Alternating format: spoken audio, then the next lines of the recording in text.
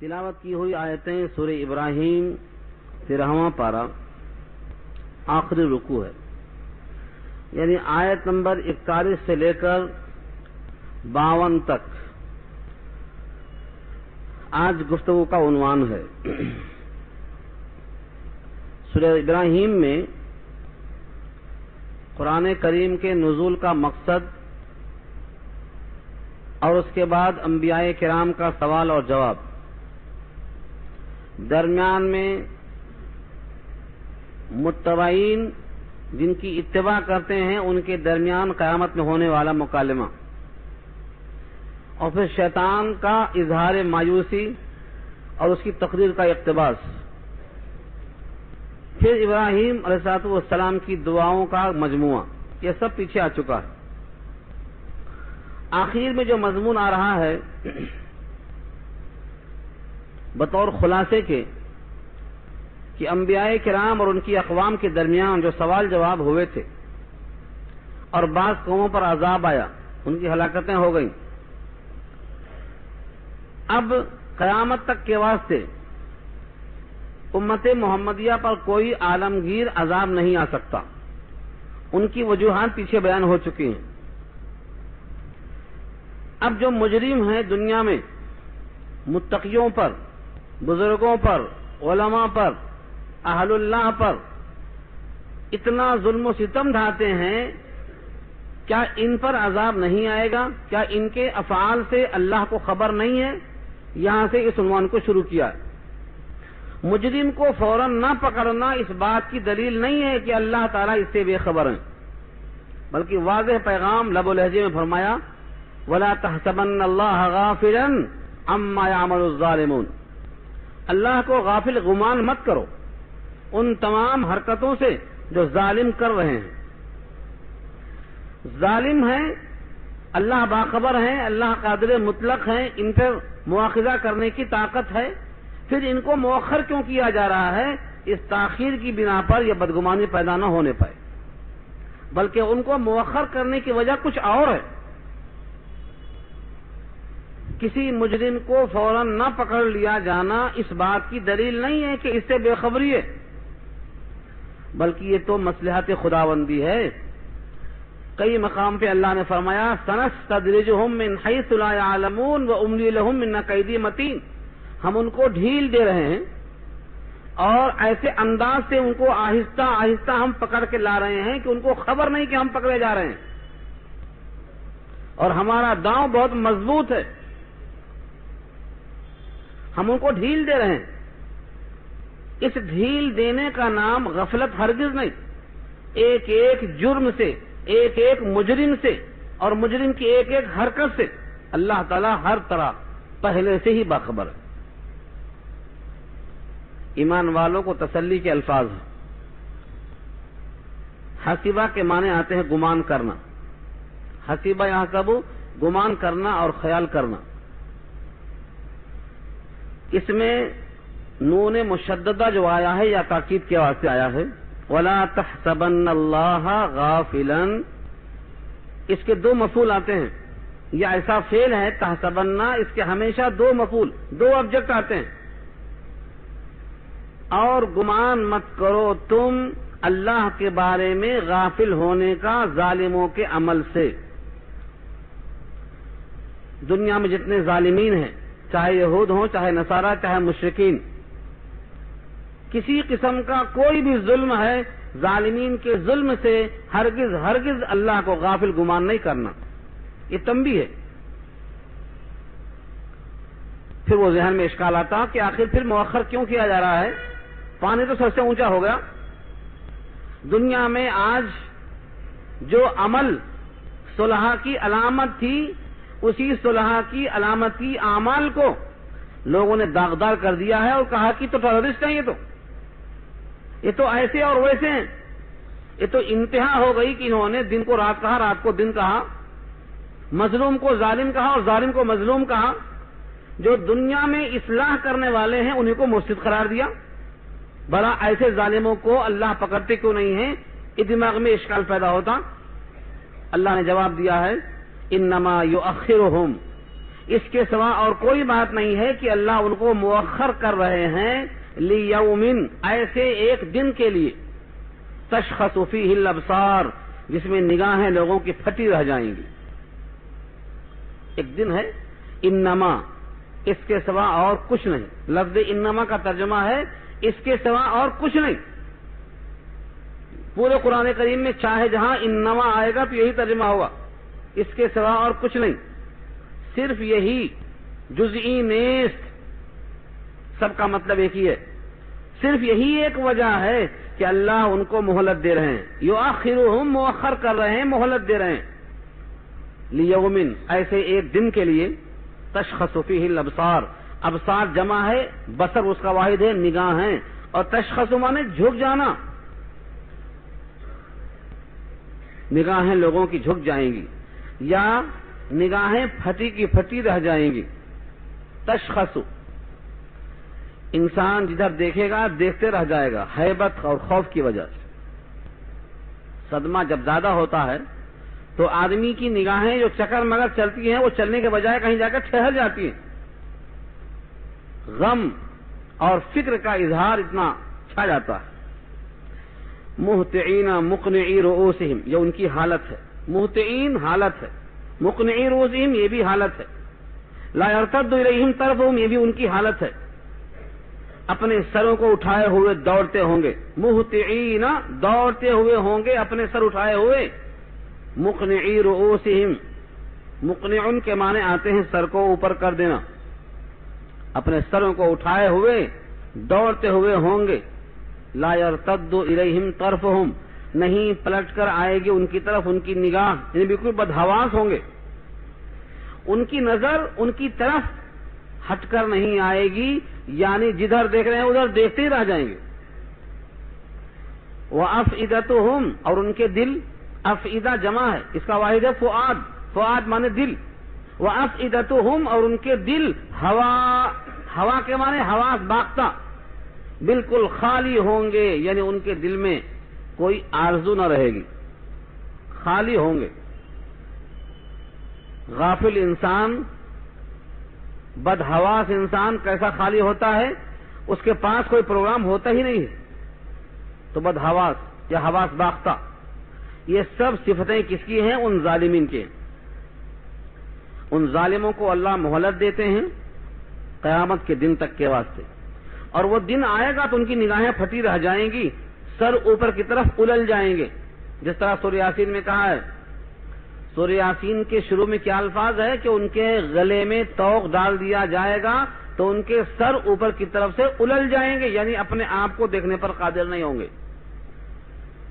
اغلالا فہی الی الاذقان فہم مقمحون، یہ فہم مقمحون یہی ہے یہاں پر، ان کے سر اوپر کی طرف اٹھ جائیں گے، گلے میں ان کے ایسی طوق پڑ جائے گی۔ میں سمجھانے کے لیے مثال دیتا ہوں کہ اگر کسی کی گردن میں درد ہے اور ایک پٹا باندھ دیا جائے تو وہ پٹے کی بنا پر ایسا آتا ہے، نیچے اس کی منڈی نہیں آتی، اپنے آپ کو دیکھنے پر قادر نہیں ہوگا۔ سورہ یاسین میں اسی کا ذکر ہے، وہی یہاں بھی ہے، یعنی یہ اوپر کے اوپر رہ جائیں گے، اپنے آپ کو دیکھنے پر قادر نہیں ہوں گے۔ یہ متکبرین کا اور ظالمین کا انجام ہوگا۔ یہ مؤخر کرنے کی ضرورت کیا ہے؟ کیونکہ وہ دن یوم الحساب کا ہے، حساب وہاں ہوگا۔ آج یوم العمل ہے، عمل کے موقع پر ہاتھ نہیں پکڑا جائے گا۔ جیسے امتحان گاہ میں آپ بیٹھے ہوئے ہیں، کوئی آپ کا ہاتھ نہیں پکڑے گا، آپ کیا لکھتے ہیں آپ کی مرضی ہے، آج کوئی ہاتھ نہیں پکڑے گا۔ تیلگو میں ہندی لکھو، ہندی میں تیلگو لکھو، کون پکڑتا؟ آج دارالعمل ہے، جزا کی جگہ یہ نہیں ہے۔ ہاں جزوی جزا کبھی آ جاتی ہے، یہ اللہ کی مصلحت ہے، لیکن یوم الحساب یہ نہیں ہے۔ آج یوم العمل ہے، وہ یوم الحساب ہوگا۔ یوم الحساب کے دن تک ان کو مؤخر کر رکھا ہے اللہ نے، تاکہ یہ اپنے ظلم میں پختہ ہو جائیں۔ وَأَنذِرِ النَّاسَ يَوْمَ يَأْتِيهِمُ الْعَذَابُ، اور لوگوں کو ڈرا دو جس دن عذاب آئے گا۔ اس دن کیا ہوگا؟ فَيَقُولُ، کہیں گے، الَّذِينَ ظَلَمُوا، جنہوں نے ظلم کیا، کیا کہیں گے؟ رَبَّنَا أَخِّرْنَا إِلَىٰ أَجَلٍ قَرِيبٍ، اے اللہ ہمیں تھوڑی مہلت دے دے، اخرنا، ہم کو مؤخر کر دے، ہم کو مہلت دے دے. کتنا؟ الی اجل قریب، تھوڑا سا. قریب تو اردو میں استعمال ہے. قریب جو معنی میں اردو میں قریب ہے وہی قریب قریب معنی یہاں بھی عربی میں ہے، کوئی فرق نہیں. بلکہ میں آپ سے عرض کیے دیتا ہوں، قرآن کریم میں تقریباً 80,000 الفاظ ہیں مادوں کے لحاظ سے، جس میں سے اگر تکرار کو حذف کر دی جائے تو صرف 2,000 بچیں گے، اور 2,000 میں سے 500 حروف ایسے ہیں جو اردو میں بعین ہی استعمال ہے، بعین ہی استعمال ہے. صرف 1,500 حروف ہیں اپنے مادے کے اعتبار سے، جن کو آپ یاد کر لیں تو آپ کے لیے پورا قرآن کریم کا سمجھنا اپنی آنکھوں سے ایسا آسان ہو جائے گا جیسے آپ اردو سن رہے ہیں اور سمجھ رہے ہیں. ایسے اب آیتیں پڑھ کے سمجھ میں آپ کو آئیں گی. تھوڑی سی ہمت کی ضرورت ہے. تو یہ قریب کا لفظ انہیں میں سے ہے، انہیں 500 میں سے ایک یہ بھی ہے. بعین ہی وہی لفظ ہے. اخرنا، مؤخر کرنا اردو میں استعمال ہے، یہ وہی لفظ ہے. اجل کے معنی مدت، یہ بھی وہی لفظ ہے. کثرت کے ساتھ آپ جائزہ لیجئے تو ہر صفحے میں آپ کو اتنے حروف ملیں گے، مگر تفکر کی ضرورت ہے، سوچنے کی ضرورت ہے. ہم نہیں سوچیں گے تو گزر جائیں گے. تو یہ سب کے سب کہیں گے، ظالمین کیا کہیں گے؟ ہمیں تھوڑی مہلت دیجیے. وہاں جانے کے بعد مہلت کہاں ملے گی؟ قرآن کریم میں ان کی اس مہلت کی طلب کئی جگہ آئی ہے. مثلا سورہ مومنون پارہ 18 آیت نمبر 99 اور 100 دونوں میں وہ خواہش کریں گے، پروردگار ہم کو دنیا میں ایک مرتبہ اور بھیج دیجیے. لعلی اعمل صالحا فیما ترکت کلا انہا کلمۃ ہوا قائلها. ایک بار دنیا میں ہم کو پھر سے بھیج دیجیے تاکہ وہ جو کام چھوڑ کے ادھورا آیا ہوں اب کر کے آؤں گا. فیما ترکت کلا، کلا مانے ہرگز نہیں، اور ترکت میں چھوڑ کے، ترک کر کے آیا ہوں، اپنا کام ترک کر کے آ گیا ہوں، چھوڑ کے. میرا پروجیکٹ مکمل نہیں ہوا تھا، میرا پلان تھا مدرسہ کھولوں گا، مسجد بناؤں گا، مسافر خانے تعمیر کروں گا، قرآن کریم کو پھیلاؤں گا، میرا پروگرام ناقص رہ گیا. لعلی اعمل صالحا فیما ترکت، شاید میں وہ عمل صالح کر سکوں جو میں نے چھوڑ دیا ہے، مجھے ایک بار موقع دے دیجیے. اللہ کیا کہیں گے؟ کلا، ہو ہی نہیں سکتا. یہ دنیا سے آنے کے بعد واپس جانے کا سوال ہی پیدا نہیں ہوتا. جو بچہ ماں کے پیٹ سے باہر آ گیا دنیا میں، اب ماں کے پیٹ میں دوبارہ نہیں جا سکتا. اور جو دنیا میں آ گیا دنیا کی پیٹھ پر، جس طرح واپس جانے پر قادر نہیں ہے، ایسے جو قبر میں چلا گیا، پیٹ میں چلا گیا، وہ پیٹھ پر دوبارہ آنے کے قابل نہیں ہوگا. ایک بار محشر کے میدان میں چلا گیا، واپس قبر میں آنے کے قابل نہیں ہوگا. ایک بار جنت یا جہنم کی طرف رخ ہو گیا، دوبارہ واپس محشر کے میدان تک آنے کے لائق نہیں ہوگا. یہ تو چین ہے، چلی جا رہی ہے، ہر جانے والا آنے کے قابل نہیں ہوگا. کلا، ہو نہ سکتا. تو جو کچھ کرنا ہے یہی کر لیجئے. حضرت نوح کی طرح 900 برس نہیں ملنے والے ہیں.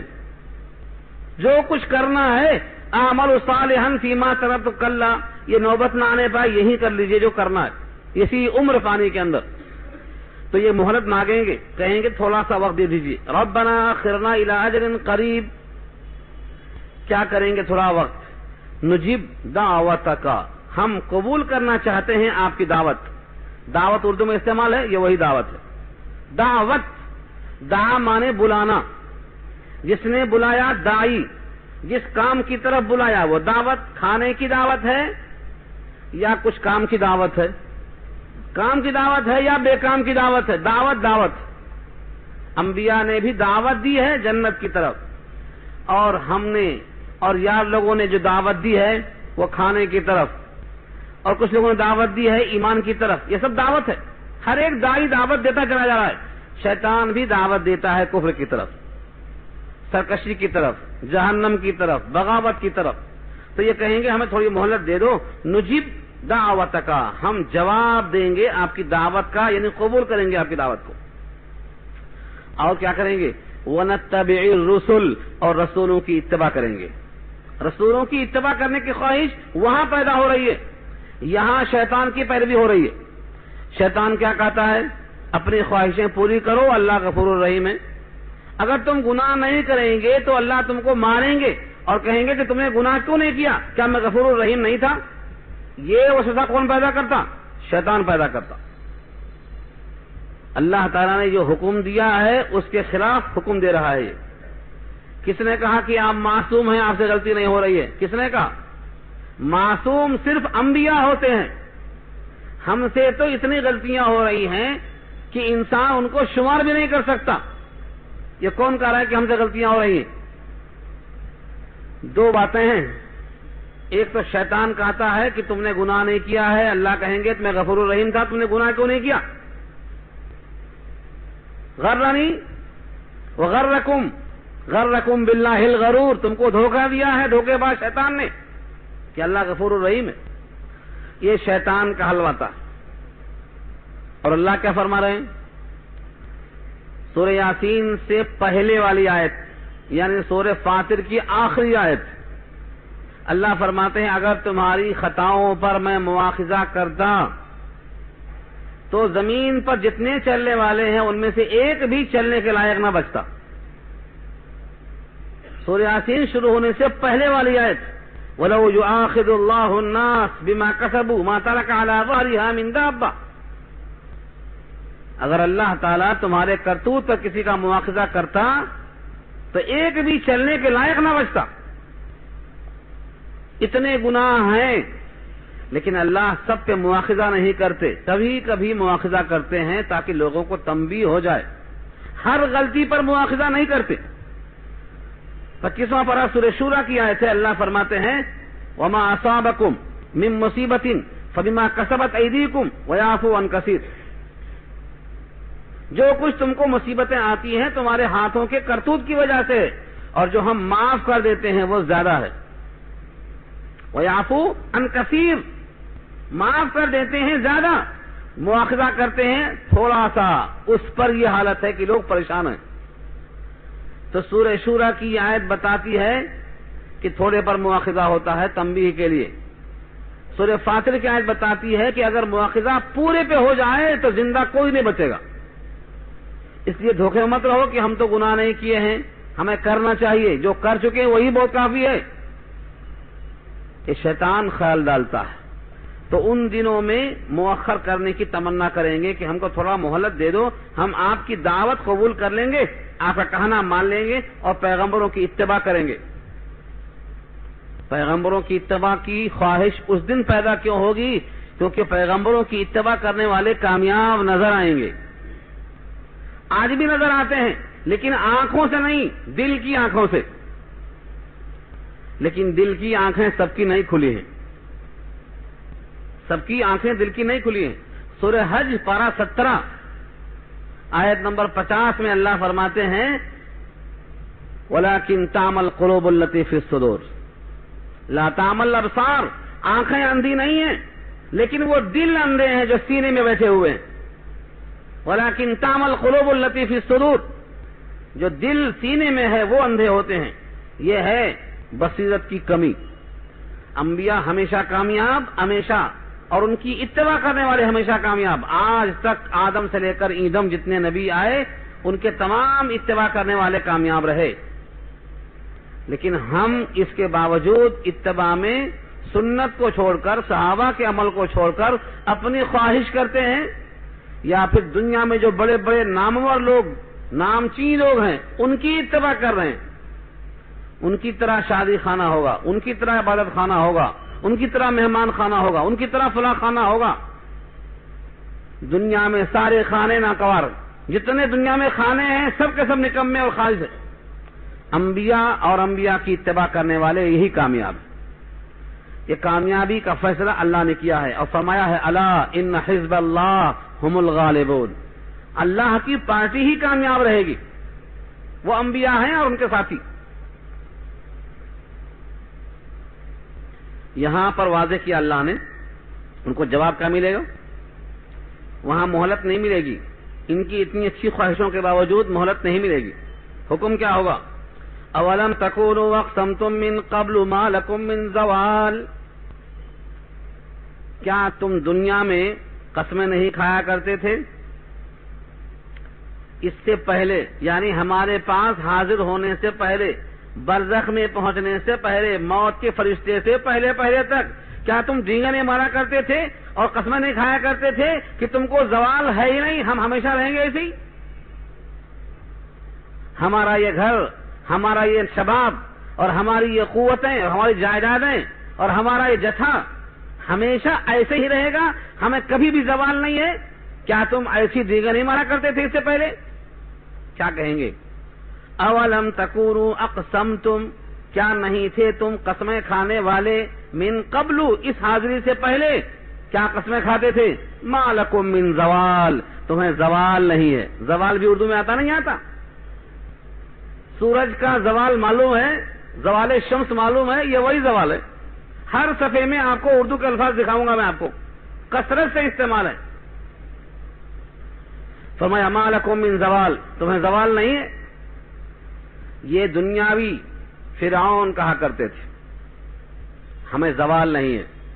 ہر دنیا کے بڑے بڑے سرکش اور باغی، ان کے دماغ میں غرور اور تعلی، جیسے حضرت موسیٰ کو کہا تھا قارون نے کہ ایک بڑا محل تعمیر کرو، میں چل کے دیکھنا چاہتا ہوں موسیٰ کا رب کوئی ہے کہ ہے ہی نہیں، میں سمجھتا ہوں کہ جھوٹ بولتا ہے موسیٰ، میں دیکھنا چاہتا ہوں۔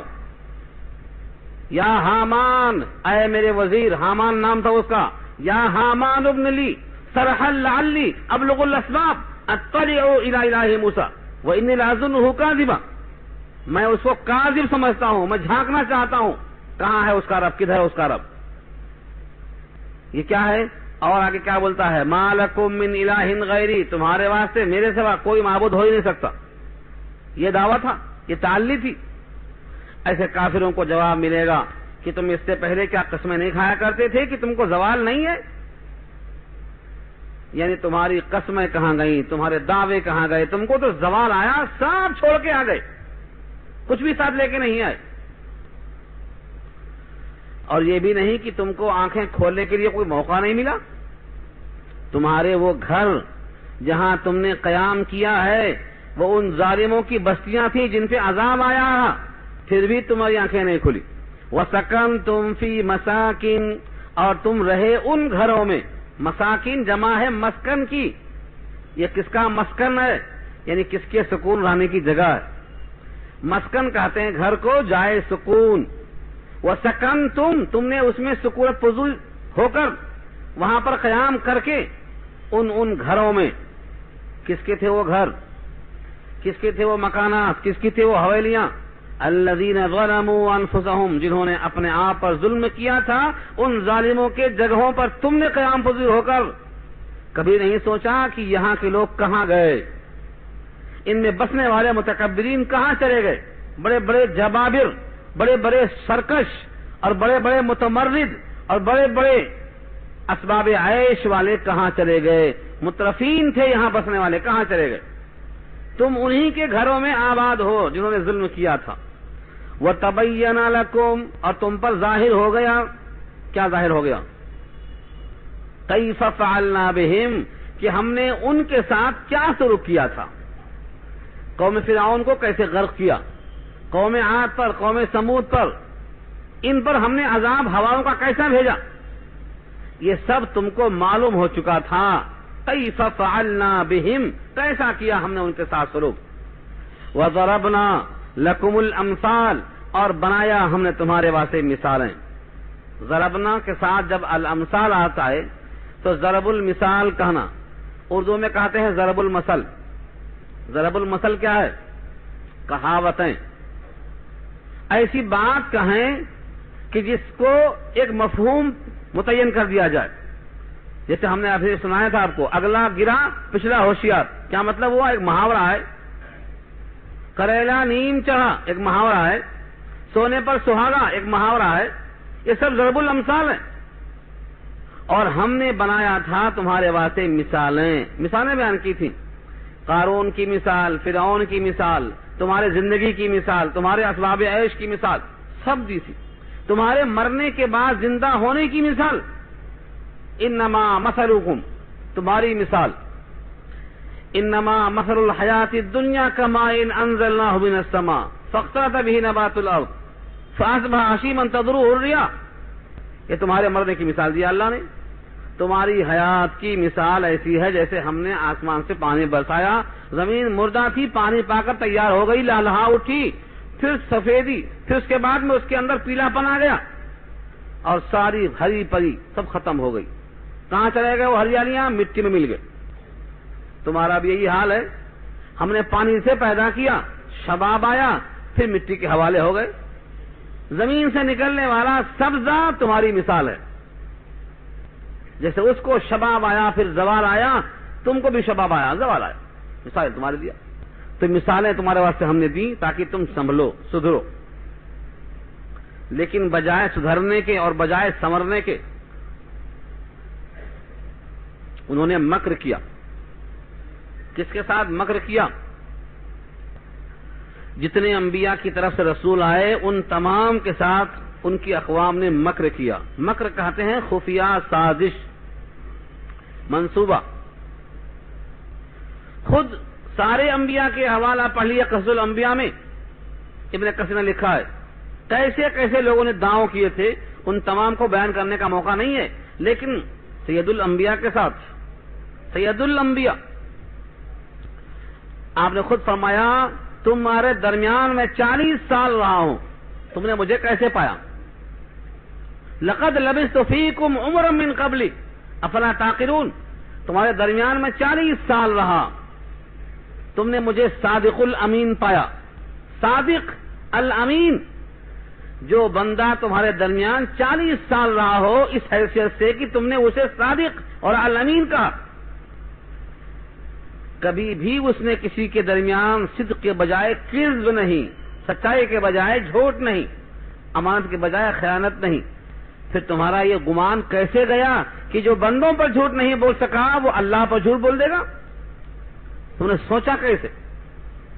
40 سال کا بے مثال وقفہ تمہارے درمیان گزرا ہے. یہ کیوں پیش کیا آپ نے؟ تاکہ لوگ مطمئن ہو کر قبول کریں. لیکن اس کے باوجود انہوں نے آپ کے ساتھ مکر کیا. مکر کرنے کی ایک دو نہیں, دسیوں. آپ پڑھیے سیرت النبی پڑھیے. آپ نے ہجرت کیوں کیا؟ کیونکہ پورے مکے والوں نے مل کر ہر قبیلے کا ایک نوجوان چن لیا تھا کہ آج در اقدس پہ کھڑے ہو جائیں, اور جب رات میں صبح کے وقت آپ نکلیں تو ایک بارگی سب مل کے حملہ کر دیں, تاکہ کسی ایک قبیلے پر خون کا الزام نہ آئے, ہر قبیلہ شریک ہو کے قتل کرے. ایک طرف ان کی یہ سازش ہے اور ایک طرف اللہ کے نبی کی طرف سے اعلان یہ ہے کہ انہی قاتلوں کے رشتہ داروں کی امانتیں ہمارے پاس ہیں. علی میرے بستر پر تم سو جاؤ, امانتیں واپس کر کے پھر آ جانا. جو لوگ قتل کرنے پر آمادہ ہیں انہی کے رشتہ داروں کی امانتیں حضور واپس کرنے کی فکر میں ہیں, اور اپنے اس بستر پہ جہاں جان کا اندیشہ ہے اپنے داماد حضرت علی کو اس بستر پہ لٹا کر خطرے کی جگہ پر کیوں چھوڑ کے آتے ہیں کہ امانتیں تم کو واپس کرنا ہے. تو صادق اتنے اور امین اتنے. پھر بھی لوگوں نے مکر کیا. ایک دو مکر نہیں ہے. آپ پڑھیے سیرت النبی, کم سے کم درجے میں سیرت خاتم الانبیاء پڑھیے مفتی شفیع صاحب کی, بہت مختصر پتلی سی کتاب ہے. کچھ نہ کچھ معلومات سیرت النبی سے آپ کو ہونا ضروری ہے, اس سے انقلاب آئے گا. انہوں نے مکر کیا, ایک دو نہیں, بہت, جمع کا صیغہ ہے. وقد مکروا, اور تحقیق کہ انہوں نے مکر کیا. مکرہم, اپنے بڑے بڑے تدبیروں کے ساتھ, بڑے بڑے مکر. اردو میں بھی لفظ استعمال ہے مکر کا. مکاری مت کرو, یہ مکاری اسی سے ہے, مکر اسی سے ہے. لیکن اردو میں جو مکر ہے وہ خراب سازش کے معنی میں آتا ہے, لیکن عربی میں جب آتا ہے یہ مکر تو خفیہ سازش, چاہے وہ نیک کام میں ہو یا بد کام میں ہو, دونوں پر آتا ہے. تدبیر کرنا.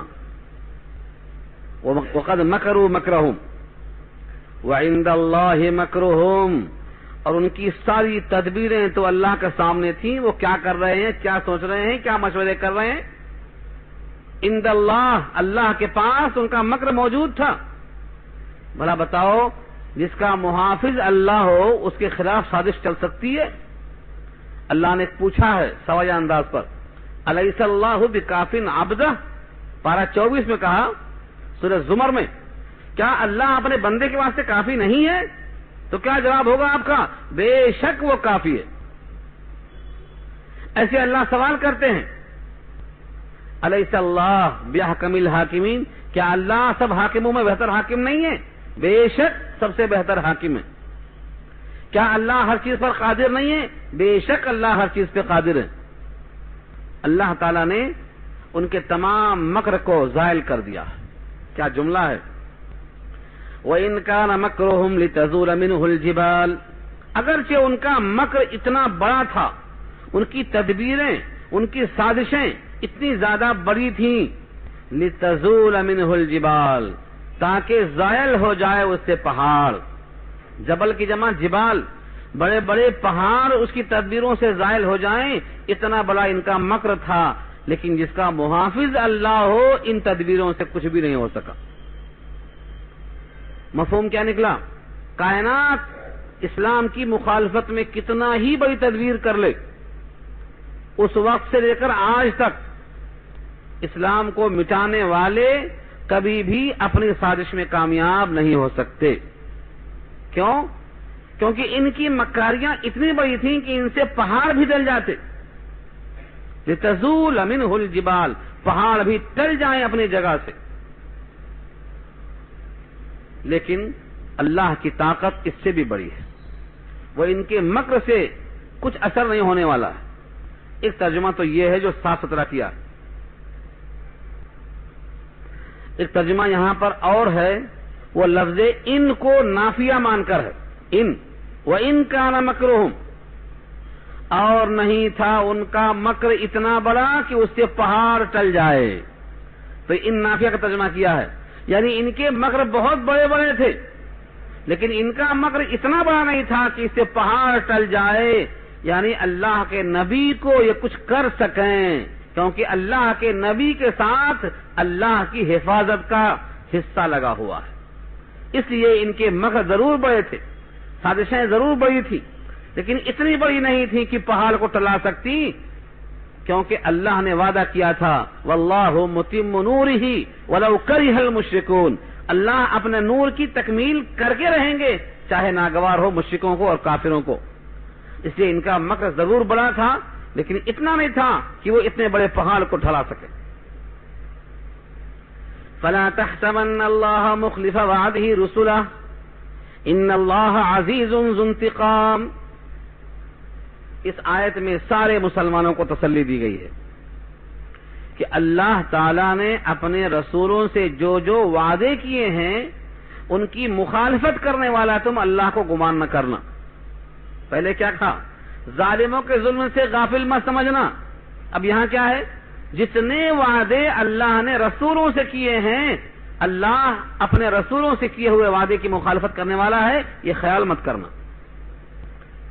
اللہ نے اپنے رسول سے وعدے کیے ہیں، کیا کیا وعدے کیے ہیں؟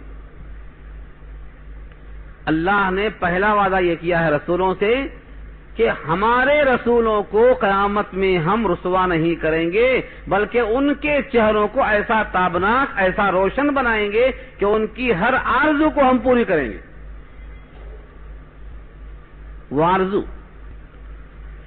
اس آرزو کو کئی جگہ رکھا اللہ نے کلام پاک میں، مختلف اوقات میں، کہیں نوح سے، کہیں ابراہیم سے، کہیں موسیٰ سے، کہیں سید الانبیاء سے، ہر ایک سے الگ الگ ہے، لیکن یہ بات طے ہے کہ سارے رسول اور سارے نبی قیامت میں اللہ سے جو وعدہ ہوا ہے اس کو پورا کرتا ہوا پائیں گے۔ مثلا سورہ والضحیٰ میں اللہ نے وعدہ کیا ہے وَلَسَوْفَ يُعْطِيكَ رَبُّكَ فَتَرْضَىٰ، اے نبی صلی اللہ علیہ وسلم ہم آپ کو اتنا عطا کریں گے کہ آپ راضی ہو جائیں گے۔ یہ نہیں کہا کہ کیا دیں گے یا کتنا دیں گے یا آپ کتنے پر راضی ہوں گے، یہ تینوں سوال نہیں ہے، بس یہ وعدہ ہے کہ ہم آپ کو راضی کر کے رہیں گے۔ اور سورہ والضحیٰ کی اس آیت پر جب نازل ہوئی، نبی صلی اللہ علیہ وسلم فرمایا کہ میں تو راضی نہیں ہوں گا جب تک میرا ایک امتی جہنم میں رہے گا۔ سورہ والضحیٰ کی تفسیر میں امام قرطبی لکھتے ہیں اس جملے کو وَإِذًا لَا أَرْضَىٰ وَوَاحِدٌ مِّنْ أُمَّتِي فِي النَّارِ، تب تو میں راضی نہیں ہو سکتا ہوں اگر میرا ایک امتی جہنم میں رہے گا۔ یہ وعدہ ہے، اس کو وعدہ بولتے ہیں۔ اس آیت میں اشارہ اسی کی طرف ہے کہ اللہ نے اپنے رسولوں سے جو وعدے کیے ہیں تو گمان نہ کرنا کہ اللہ اپنے وعدے کو مخالفت کرنے والا ہوگا۔ فَلَا تَحْسَبَنَّ اللَّهَ مُخْلِفَ وَعْدِهِ رُسُلَهُ، بے شک اللہ کو تم گمان نہ کرنا کہ وہ اپنے وعدے کی مخالفت کرنے والا ہے جو رسولوں سے کیا ہے۔ ایک چیز ہے جو سوچنے کی ہے، یہ تو اللہ کا وعدہ ہے کہ رسولوں سے کیے گئے وعدے کی مخالفت اللہ نہیں کرے گا، تم دماغ میں لانا بھی نہیں یہ بات۔ اور والضحیٰ نے کہا کہ ہم آپ کو راضی کر کے رہیں گے، اور نبی کا جواب یہ ہے کہ ہم راضی اس وقت تک نہیں ہوں گے جب تک میرا ایک امتی جہنم میں رہے گا۔ ہمارے لیے کیا فیصلہ ہوتا ہے کہ ہم اپنا محاسبہ کر لیں کہ وہ امتی جو نبی کی نگاہ میں امتی کہلائے اس درجے تک ہم پہنچے کہ نہیں پہنچے۔ ابھی خالی زبان پہ محمد ہے اور دل میں پورا کا پورا کیا بھرا ہوا ہے، ان کا عمل ان کا عمل، ان کی نقل ان کی نقل۔ نبی کریم صلی اللہ علیہ وسلم کا ایک ایک عمل ہمارے واسطے لازم ہو جائے گا، کیونکہ ہم اللہ کا رسول مانتے ہیں، پھر ان کے عمل کی مخالفت کیسے کریں گے؟ نبی صلی اللہ علیہ وسلم کی مخالفت کرنا امت کے ہونے کے لیے کافی نہیں ہے۔ امت کی تعریف کیا ہے؟ امتی کسے کہتے ہیں؟ ایک تو قانونی بحث ہے کہ کلمہ پڑھ لیا مومن ہو گیا۔ کلمہ پڑھ کر مومن ہونا، کیا منافقوں نے کلمہ پڑھ کر ایمان نہیں قبول کیا تھا؟ پھر جہنم میں کیوں جائیں گے وہ؟ سورہ منافقون پر 28 میں کیوں نازل کیا اللہ نے کہ سارے کے سارے منافقین جہنم میں جائیں گے؟ منافقین کلمہ پڑھتے تھے، نمازیں پڑھتے تھے، تلاوت کرتے تھے، جنگوں میں ساتھ جاتے تھے۔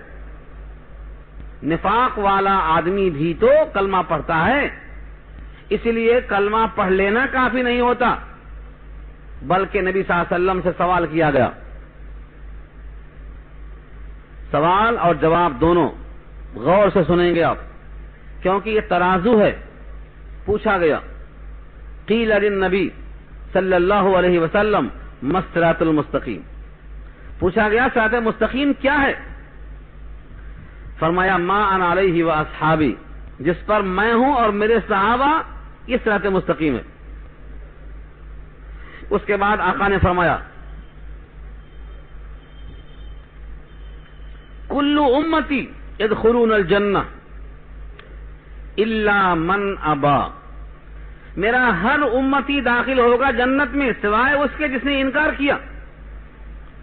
صحابہ نے پوچھا وہ من ابا یا رسول اللہ، کون ہے انکار کرنے والا؟ فرمایا من اطاعنی دخل الجنہ ومن عصانی فقد ابا، جس نے میری اطاعت کی وہ داخل ہوگا جنت میں، اور جس نے میری نافرمانی کی وہی ہے انکار کرنے والا۔ اس روایت میں ترازو دے دیا آپ کے ہاتھ میں، آپ نبی کی اطاعت کریں گے تو امتی بنیں گے، اور نبی کی نافرمانی کریں گے تو آپ ہیں انکار کرنے والے۔ یہ فیصلہ کس نے دیا؟ اللہ کے نبی نے۔ اب یہ ہے کہ اطاعت نبی کی 100% ہوگی یا 10% ہوگی یا مرضی کے مطابق ہوگی؟ آپ کا وعدہ تو ہے 100% کا، ہم نبی کے ہر عمل کو قبول کرتے ہیں، وعدہ یہی ہے، دعویٰ یہی ہے۔ اب بشری کمزوری ہے، چاہتے ہوئے بھی کہیں غلطی ہو جائے وہ اللہ معاف کریں گے، لیکن دیدہ و دانستہ جان بوجھ کر ٹھکرا دینا اور زندگی بھر منمانی کرتے رہنا، خواہشیں پوری کرتے رہنا، یہ اطاعت کے خلاف ہے۔ اطاعت کا تقاضا یہ ہے کہ آپ حتی المقدور کوشش کریں کہ نبی کا کوئی حکم ٹوٹنے نہ پائے۔ کسی کی خاطر ہم دنیا میں کسی کی بات مان کر اپنے آخرت تباہ کر لیں اور نبی سے دور ہو جائیں، یہ ہرگز برداشت نہیں کرنا۔ یہی سبق ہے اس کا۔ تو اللہ نے جو وعدہ کیا ہے نبیوں سے، یہ بڑے اچھے اچھے وعدے ہیں۔ مثلا مشکات میں ایک باب ہے، باب ثواب هذه الامہ، یہ باب پڑھنے کا باب ہے۔ اس امت کے فضائل ہیں، اس میں اس امت کو ساری امتوں پر کیا کیا فضیلتیں حاصل ہیں۔ باب ثواب هذه الامہ، اس میں ایک چیپٹر ہے کہ جنت کی 120 صفحے ہوں گی، 80 صفحیں اس امت محمدیہ سے پوری کی جائیں گی، 80 صفحیں، یعنی 2/3 اس امت کے واسطے مقرر کیا گیا ہے، اس امت کے مناقب میں سے ہے۔ اللہ تعالیٰ نے اور بھی وعدے کیے ہیں، جتنے لوگ جنت میں جانا تھا چلے جائیں گے اپنے اپنے ایمان عمل اللہ کے فیصلے اور مشیت کے بعد۔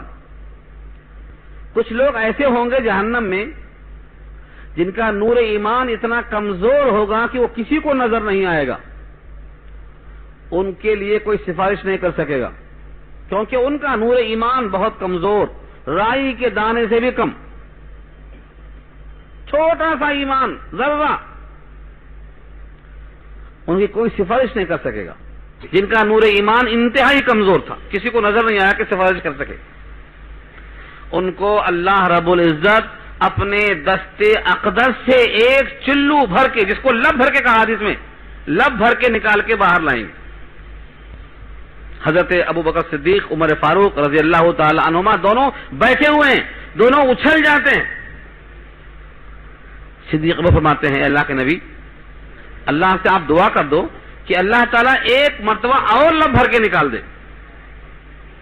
حضرت عمر کہتے ہیں بس ہے، ایک بار لب بھر کے نکال دیا اللہ نے، کافی ہے بس۔ لیکن صدیق اکبر کہتے ہیں کہ اللہ کے نبی آپ دعا کر دو کہ اللہ ایک مرتبہ اور نکال دے۔ دونوں میں گفتگو شروع ہو گئی، یہ گفتگو محبت کی تھی، دونوں سے سوال جواب پوچھا گیا۔ صدیق اکبر فرماتے ہیں کہ اگر اللہ کے نبی کہہ دیں گے تو اللہ ضرور آپ کی بات مان لیں گے، اور ایک لب بھر کے اور نکال دیں گے تو کسی کا فائدہ ہو جائے گا، جس کا نور ایمان کمزور تھا اس کو فائدہ ہو جائے گا، تمہارا کیا بگڑ جائے گا عمر؟ حضرت صدیق اکبر کے یہ سوال اور تیور، پوچھا عمر تمہاری بات کیا ہے؟ فرمایا اللہ کے نبی، اگر اللہ تعالیٰ اپنے لب بھر کر نکال دیں گے تو کون بچے گا جہنم میں؟ یہ ہے عمر۔ دونوں کی بات سن کر حضور مسکرائے اور آخر میں فرمایا عمر سچ کہتے ہیں، عمر سچ کہتے ہیں کہ اللہ جب نکالیں گے لب بھر کے تو کوئی بچ نہیں سکتا جہنم کے اندر، سب نکل جائیں گے۔ جس طرح آخر میں جہنم بھی اللہ کے پاؤں رکھنے سے بھرے گی، جہنم نہیں بھرے گی۔ جہنم کے حقدار جو ہوں گے سب پہنچ چکیں گے، اللہ پوچھیں گے حلم تلاتی، سورہ قاف پارہ 26، کیا تو بھر گئی؟ وہ کہے گی بھرنے کی بات کرتے ہیں، کچھ اور ہے کیا؟ حلم تلاتی وتقول حل من مزید، اللہ کہیں گے اچھا، اپنا پاؤں رکھیں گے تو چر چر کی آواز آئے گی، کہے گی قط قط قط قط، بس بس بس بس۔ یہ وعدہ ہے۔ تو جیسے آپ کا پاؤں پڑے گا تو جہنم بھر جائے گی، ایسے ہی آپ کا جب لب بھر کے نکالیں گے تب جا کر کے سارے ایمان والے جن کا نور ایمان ذرہ برابر بھی رہا ہوگا سب نکل کے آ جائیں گے۔ اب جہنم میں کوئی نہیں بچے گا سوائے ان کے جن میں ذرہ برابر بھی ایمان نہیں تھا۔ یہی ہے اس روایت کا مطلب جو اس سے پہلے سوال جواب میں آیا تھا۔ نبی کریم صلی اللہ علیہ وسلم سے ایک خاتون نے سوال کیا تھا، خاتون کا سوال کیا تھا؟ اللہ اپنے بندوں سے محبت کرتے ہیں، یہ آپ کا ارشاد ہے، ماں سے زیادہ، اور ماں اپنے بیٹے کو اور اپنے بچے کو کبھی آگ میں نہیں ڈال سکتی۔ کوئی دنیا کی کوئی ماں اپنے بچے کو آگ میں نہیں ڈال سکتی، تو بھلا اللہ تعالیٰ اپنے بندوں کو آگ میں کیسے ڈال دیں گے؟ یہ خاتون کا سوال تھا۔ فرمایا نبی صلی اللہ علیہ وسلم نے اللہ بھی اپنے بندوں کو آگ میں نہیں ڈالیں گے سوائے اس کے جو تکبر کی بنا پر اللہ کے ایک ہونے کا انکار کرتا ہے۔ تو اب جہنم میں وہی بچیں گے، صرف وہی بچیں گے جنہوں نے اللہ کے ایک ہونے کا انکار کیا، باقی سب نکل جائیں گے نور ایمان کی وجہ سے۔ لیکن یہ نکل جانا دھلائی کے بعد یہ ترجیح نہیں دینے کے لائق ہے۔ ہمیشہ یہ دعا کی گئی ہے کہ بلا حساب و کتاب میں جرح کیے ہوئے، بلا جہنم میں ڈالے ہوئے، بلا دھلائی کیے ہوئے، بلا سزا دیے ہوئے پہلے ہی مرحلے میں ہماری نجات ہو جائے. ورنہ جہنم کوئی ایسی چیز نہیں ہے کہ گئے اور آ گئے، ایک مرتبہ کیا ہوا، جیل ہی تو ہے، گئے اور آ گئے. جیل نہیں ہے، وہ جہنم ہے. ایک بار ڈال دیا تو 70,000 برس کے بعد وہاں پہنچیں گے تو نکلیں گے کب؟ اس لیے جہنم کے بارے میں کہلوایا ہے، نخشا عذابک ان عذابک بالکفار ملحق. ہر روز وعدہ کرایا اللہ نے، یاد کر کے بولو ہم آپ کے عذاب سے ڈرتے ہیں. اور ڈرنے کا مطلب یہ ہے ہم اس کو برداشت نہیں کر سکتے. اور حقیقت یہی ہے، اللہ نے سوال کیا ہے سورہ بقرہ میں، تم 50 سال کی زندگی میں حرام پہ صبر نہیں کر سکتے تو اس جہنم کی آگ پر صبر کیسے کرو گے؟ فما اصبرهم علی النار، لوگ نار پر صبر کیسے کر لیں گے؟ دنیا کی مشقت ہلکی پھلکی آ گئی تو حلال چھوڑ کے حرام کی طرف آ جاتے، سچ بول کر چلنے کے بجائے جھوٹ پہ آ جاتے، اپنا حق کے بجائے دوسروں کا حق لینا چاہتے. یہ 50 سال میں صبر نہیں آ رہا ہے دنیا کی تکلیفوں پر، تو جہنم کی آنکھ پر صبر کیسے آ جائے گا؟ پوچھا ہے رب کریم نے. فما اصبرهم علی النار. یہ سب وعدے ہیں اللہ کی طرف سے، کہیں وعدے کہیں وعیدیں. تو جتنے وعدے رسولوں سے ہوئے ہیں ان کی مخالفت کرنے والا اللہ کو گمان مت کرنا. سختی سے کہا اللہ نے، فلا تحسبن اللہ مخلف وعده رسلا، مت گمان کرو تم اللہ کو کہ وہ مخالفت کرنے والا ہے اپنے وعدے کی اپنے رسولوں سے. ان اللہ عزیز ذو انتقام، بے شک اللہ زبردست ہیں انتقام لینے والے.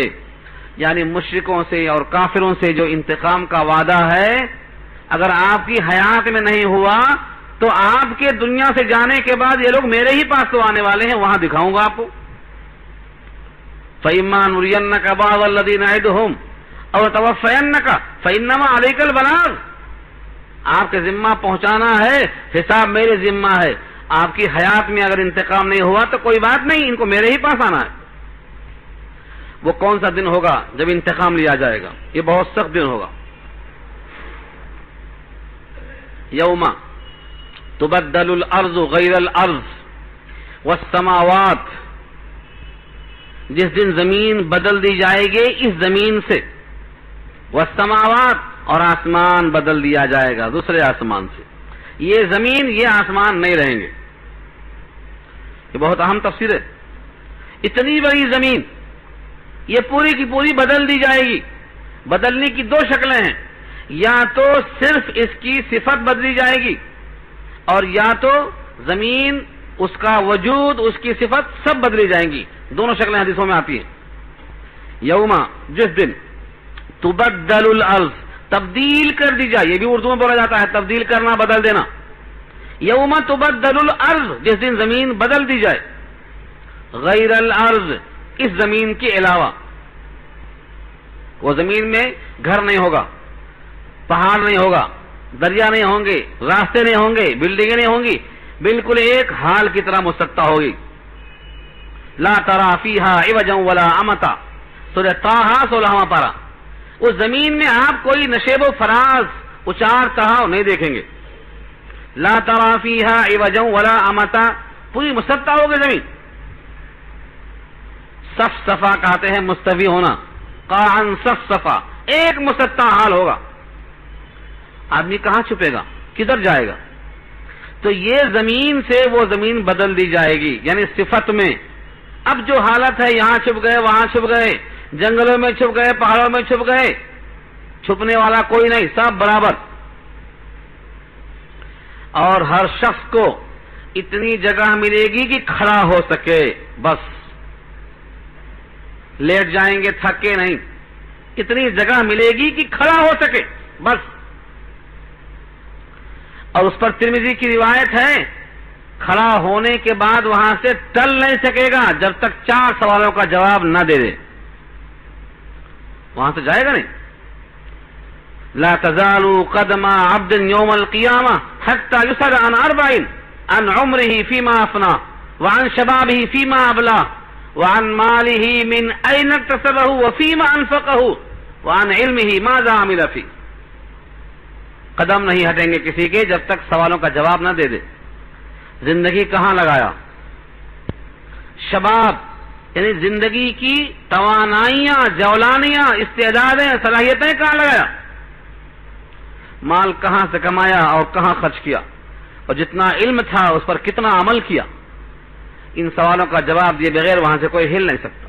لا تزال قدما، کسی کے قدم ہل نہیں سکتے. اتنی جگہ میں کتنی گرمی ہوگی، کیسے رہیں گے؟ آسمان نہیں ہوگا.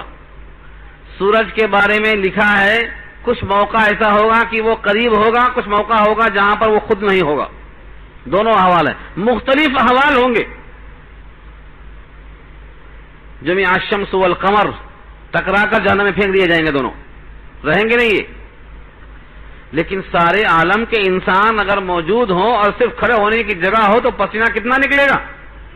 کس واسطے کوئی گھٹنے تک ہوگا، کوئی کمر تک ہوگا، کوئی منہ میں اس کے پسینے کی لگام لگ رہی ہوگی. یہ سب منظر ہے قیامت کا. تو یہ زمین تبدیل ہو جائے گی اور یہ جو آسمان ہے یہ بھی تبدیل ہو جائے گا. آج آسمان کا رنگ کیسا ہے؟ نیلگوں ہے، نیلگوں. سورہ الرحمن میں دیکھ لو، اللہ نے کہا ہے کہ اس دن آسمان کا رنگ کیسا ہو جائے گا؟ بالکل سرخ نرری ہو جائے گا، سرخ نرری کی طرح ہو جائے گا. یہ صفات آسمان میں تغیر اللہ کی طاقت کی طرف اشارہ کرتا ہے. بندے اپنے آپ کو اللہ کے حوالے کرنے میں کامیابی ہے. اپنی انا کو مت جتانا، اپنی انا، اپنی خواہش، اپنا حکم نہیں چلانا، اللہ کے تابع ہو جانا. تو یہ آسمان بدل جائے گا، یہ زمین بدل جائے گی.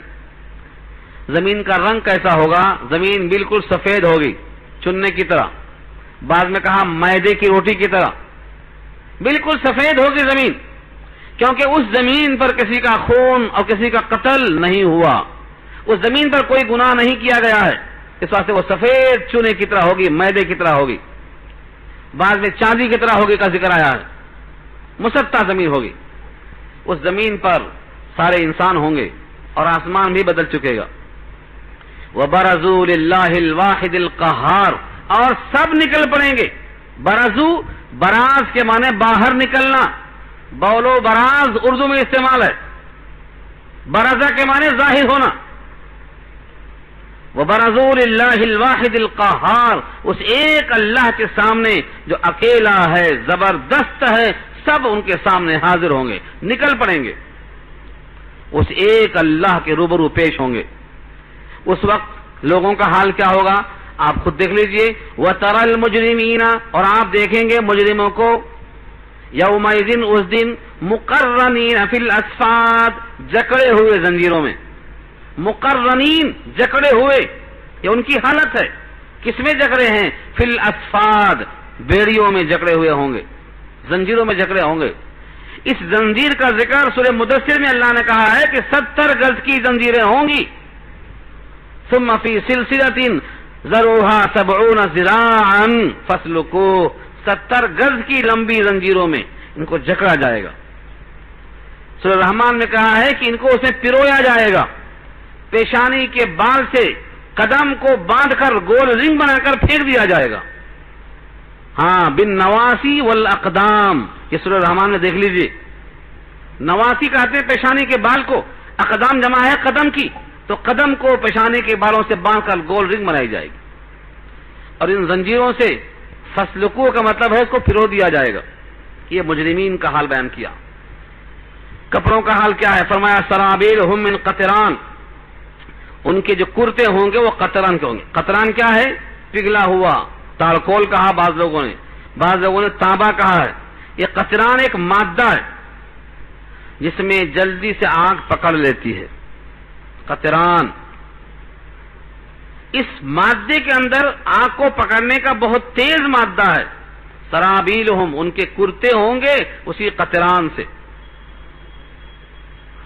جیسے ہی ان کو آگ لگے گی بھگ اڑ جائیں گے، اور وہ آگ ان کو ڈھانپ لے گی. وہ تغشا، اور ڈھانپ لے گی النار، آگ، کس کو؟ وجوہہم، ان کے چہروں کو. یہ واضح کیا اللہ نے، اس میں کوئی شک کی گنجائش نہیں ہے. ہر مجرم، یہاں مجرم کہا اللہ نے، یہ نہیں کہا کافر مشرک نہیں، یہودی نہیں، مجرم کہا، مجرم. وَتَرَى الْمُجْرِمِينَ يَوْمَئِذٍ، اور دیکھیں گے تم مجرموں کو اس دن جکڑے ہوئے زنجیروں میں، اور لباس ہوں گے ان کے قطران کے، اور ڈھانپ لے گی ان کے چہروں کو آگ. یہ مجرم کیوں کہا؟ جس کا ابھی جرم ثابت ہو جائے وہ مجرم. کوئی نماز چھوڑنے کا مجرم، اور کوئی زکوٰۃ دینے نہ دینے کا مجرم، کوئی کسی کو قتل کرنے کا مجرم. مومن ہے تو بھی کیا ہوا؟ کسی کو قتل کر کے آیا ہے تو قاتل ٹھہرے گا ہی. تو اسی واسطے حابیل قابل کے ذکر میں لکھا ہے سورہ مائدہ میں، پہلا قتل زمین پر اسی نے کیا ہے، ہر قتل میں حصہ لکھا جائے گا اس کا. تو مجرم مطلق ہے، کیسا بھی مجرم ہو. وَامْتَازُوا الْيَوْمَ أَيُّهَا الْمُجْرِمُونَ، سورہ یاسین میں کہا مجرموں الگ ہو جاؤ، جیسا جرم ہوگا ویسوں کے ساتھ ہو جاؤ. جرم کے بغیر آنا ہے تو متقیوں کے صف میں آ جاؤ، اور متقیوں کے صف میں آنے کے لیے، جرم سے پاک ہونے کے لیے کیا کرنا ہے؟ روز توبہ کرنا ہے. توبہ کے بغیر کوئی شکل نہیں، توبہ کے سوا اور کوئی شکل نہیں. انسان میں خامیاں، کوتاہیاں، لغزشیں، خطائیں سب ہوتی ہیں، ایک ہی راستہ ہے، روز توبہ کر لیا کرو، کثرت سے توبہ کرو، اور نیک راستے پر چلنے کی توفیق مانگ لیا کرو. یہ سب کیوں گا؟ یہ سب کیوں ایسا ہوگا؟ فرمایا کہ یہ بدلے کا دن آ گیا، اور آج مجرم کو جرم کا بدلہ ملے گا. اور جب مجرم کو جرم کا بدلہ ملے گا تو سچوں کے سچ کا بھی آج فائدہ ان کو ملنا چاہیے. یوم ینفع الصادقین صدقہم، آج سچوں کے سچ کا فائدہ ان کو ملے گا، اور مجرموں کو جرم کا نقصان پہنچے گا. لیجزی اللہ کل نفس ما کسبت، تاکہ بدلہ دے اللہ ہر نفس کو ان کے کرتوت کا، ما کسبت، جو انہوں نے کمایا ہے ان کی کرتوت کا ان کو بدلہ ملے. کیا کمایا ہے؟ چنا بویا ہے تو چنا کاٹے گا، اور گیہوں بویا ہے تو گیہوں کاٹے گا. جس نے جو فصل اگائی ہے اپنے کھیت میں، اس زندگی کو کھیت سمجھ لو، جس میں آپ نے جو بویا ہے اسے آپ کاٹیں گے. قرآن کریم پر محنت کی ہے، اس کے ساتھ رہنے کا موقع ملے گا. کلمہ طیبہ پر محنت کی ہے، توحید والوں کے ساتھ رہنے کا موقع ملے گا. نبیوں کے سنت پر محنت کی ہے تو سنتیوں کے ساتھ رہنے کا موقع ملے گا. جو آدمی نے اس زندگی میں جو بویا ہے وہ کاٹے گا. اب ایک فکر کا جواب دے دیا ہے. اتنے لوگ ہوں گے، کروڑوں انسان ہوں گے، ان کا حساب ہوتے ہواتے کہاں کی دن چلا جائے گا؟ جواب یہی موجود ہے، ان اللہ سریع الحساب، اللہ بہت جلد حساب لینے والے ہیں. ایک دن پورا نہیں لگے گا، ایک دن پورا نہیں لگے گا. آدھے دن میں سب کا حساب ختم، وہ بھی دنیا کا آدھا دن، آخرت کا نہیں.